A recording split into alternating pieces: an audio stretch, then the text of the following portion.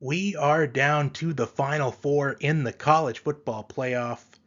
Johnny Sports Network here to provide you with my predictions for the semifinals of the college football playoff. In round one, we saw the home teams dominate. Going into the quarterfinals, the big question was going to be what was going to be the best advantage? Was it going to be having a bye week so you have extra time to prepare and to rest? Or was it going to be having a first round game? And the clear answer this season, at least, was having a first round game. Because the four teams who played in the first round, the nerves and the jitters of playing in the playoff were eliminated. And the teams who had the first round bye, they could not overcome those nerves and those jitters. Despite having all the time to rest and prepare for their quarterfinal matchup. And I really anticipated that at least two of the teams who played in the first round were going to advance to the semifinals. And the quarterfinal recap, Penn State, Boise State. Boise State, they held their own for as long as they could, but at the end, Penn State's running game was just too much for Boise State. Texas and Arizona State, a double overtime game that is overshadowed and is always going to be overshadowed by the no targeting call toward the end of regulation. Ohio State, they used the momentum from the Tennessee game and won in dominant fashion against Oregon. And Notre Dame and Georgia, it was a defensive matchup at the start of the game, but towards the end of the first half, Notre Dame's defense and special teams rose to the occasion as Notre Dame scored 17 points in about 54 seconds to advance the semifinals. What do the semifinals have in store for us? I hope everyone had a great new year. And without further ado, let's get to the predictions for the semifinals of the college football playoff right here on the Johnny Sports Network. The first semifinal, Notre Dame and Penn State. Notre Dame, they are third in scoring offense, averaging 37.7 points per game. Penn State 18th, averaging 33.7 points per game. Both teams are in the top 5 in scoring defense. Notre Dame second, giving up an average of 13.6 points per game. Penn State 5th, giving up an average of 15.8 points per game. Both teams, they run the football really well. They're both in the top 20 in rushing offense. Notre Dame 12th, averaging 217.6 rushing yards per game. Penn State 16th, averaging 202.2 rushing yards per game. Both teams are in the top 10 in total defense, in fact, top 6. Notre Dame is 6th in total defense, giving up an average of 295.4 yards per game. Penn State 5th, giving up an average of 288.9 yards per game. Notre Dame's weakness is their run defense, giving up an average of 127.9 rushing yards per game. However, against Georgia in the quarterfinal, they only allowed 2.3 yards per carry. Penn State's weakness is their pass defense. They are 21st in pass defense, only giving up 187.9 yards per game, which is still good, but from stats and numbers, that is their weakness of their team. And both teams, they are going into the semifinal having good performances in the run defense. I did mention already Notre Dame only giving up 2.3 yards per carry against Georgia. Penn State against Ashton Jeanty. Ashton Jeanty did have 104 rushing yards, but only 3.5 yards per carry. So they contained Ashton Jeanty phenomenally in that quarterfinal matchup. And Of the two semifinal games, I think this game is going to be the lower scoring of the two games. I am confident in both defenses to hold their own the majority of this game. I have confidence in both Riley Leonard and Drew Aller to make a play in crunch time when it matters. I am confident in both tight ends in this game. Mitch Levens for Notre Dame, Tyler Warren for Penn State, Mr. Versatility, and he should be the number one tight end taken in April's NFL draft. But to me, I think it is simple on who I think wins this game. I think it's going to be based off of which team can run the football more efficiently. Because both run defenses, they have confidence going into this game. And I do think in a lower scoring game, I don't think it's going to be a 13-10 low scoring game. I think in the ballpark of 27-23, I'll be surprised if this game gets into the 30s. I think it just comes down to who I think runs the football better in this game, who's going to stop the run better. And I do think it's going to be Penn State.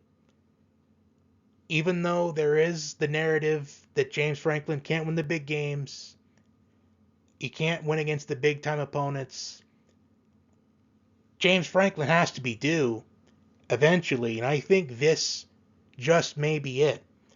When I look at Notre Dame against Georgia, when you look at the final score for that game, you don't take into account about how Notre Dame scored a majority of their points. They scored 17 points in about 54 seconds, but that was their defense and special teams rising to the occasion. And I do think that Drew Aller, he does have experience to handle that kind of pressure. And I think Penn State wins 27-23 to advance the national championship game. But this is honestly a 50-50 game, and it's going to go either way. The second semifinal, Ohio State and Texas. And there were a couple things that did stick out to me about this matchup immediately.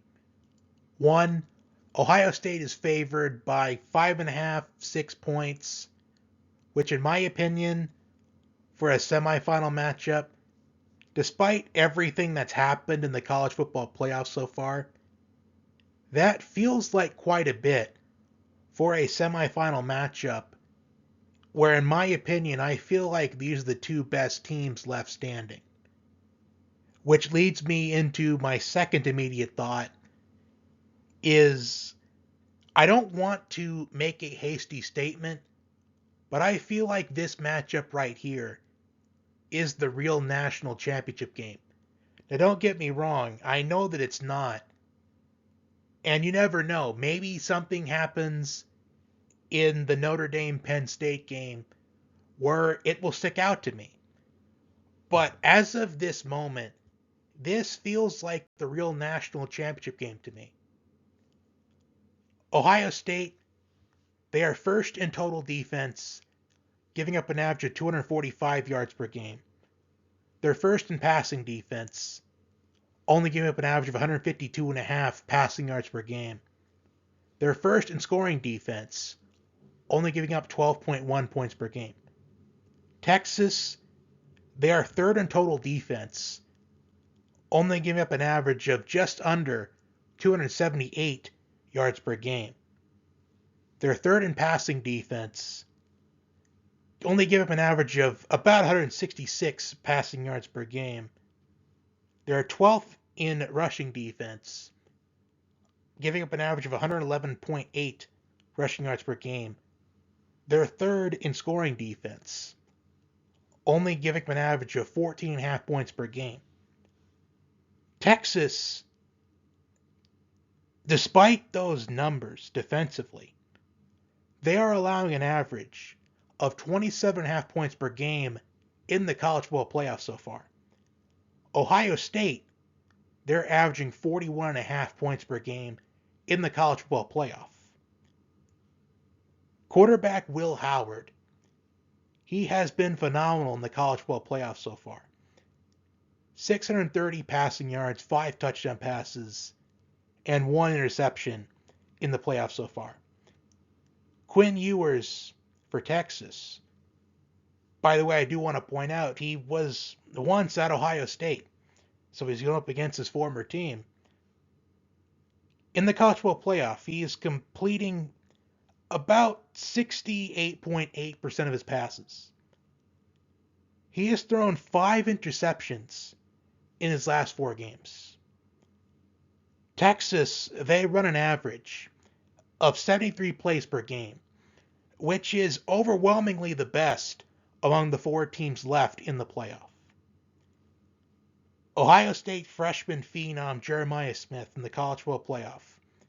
13 receptions, 290 yards, and 4 touchdowns.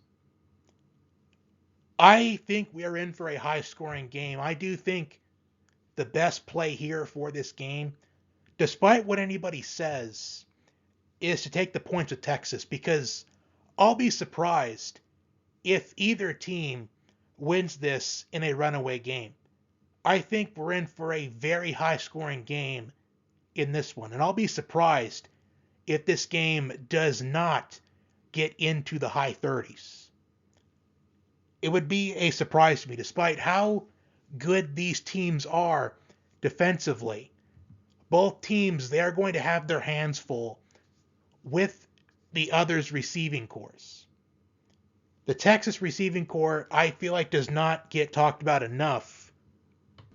Leading receiver Matthew Golden, 56 catches, 936 yards, and 9 touchdowns on the season. And he also had the touchdown in the first overtime on 4th and 13 to keep Texas in that game. Tight end Gunnar Helm, 58 receptions for 744 yards and 7 touchdowns. And he had the touchdown in the second overtime to set up Texas defensively to get a stop to win that game against Arizona State. Isaiah Bond, Alabama transfer. He did not play in the first round game against Clemson, but he did return against Arizona State in the quarterfinal, but he did not have a catch in that game.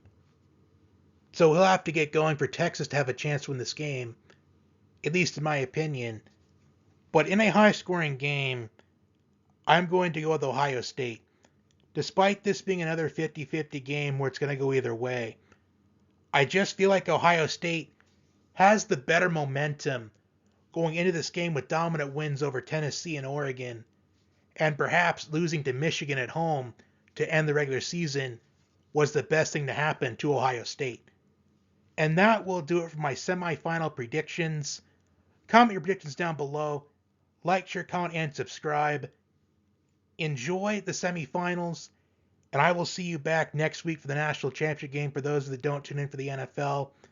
Those that do, my predictions for the wild card round will be up tomorrow at the latest. Until next time, Vegas is always watching.